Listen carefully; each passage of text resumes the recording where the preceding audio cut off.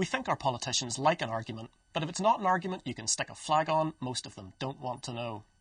Take last week's debate at Belfast City Council on the North Foreshore Incinerator. This is a critical project worth £500 million.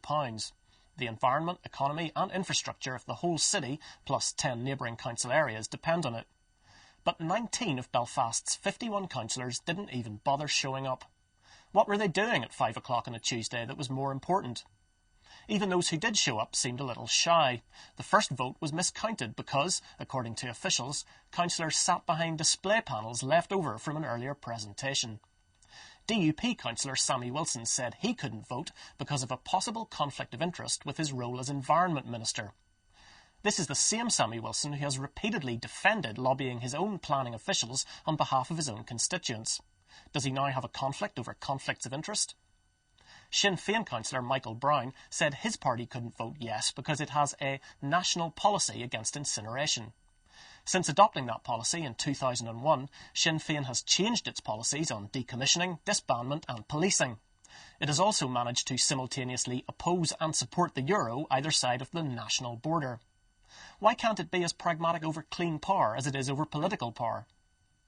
According to Belfast City Council's own £100,000 consultation exercise, the incinerator has 88% public support. That's a lot, but it's still not enough to avoid all controversy.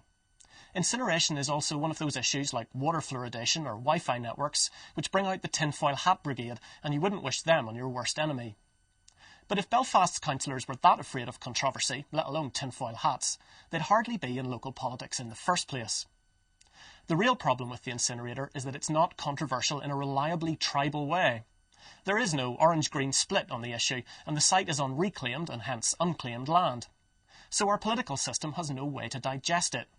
Instead, councillors proposed simply paying huge EU landfill fines through increased efficiencies. In other words, they would rather raise rates and cut services than risk even a handful of voters breaking ranks. 12 of Belfast councillors are also MLAs. 4 are ministers, 2 are MPs, 1 is a party leader. This is the quality of our political representation at every level, and if we don't improve it, we will literally see the lights going out. Belfast's councillors are voting again on the incinerator next Monday. This time, let's hope there'll be a little less rubbish.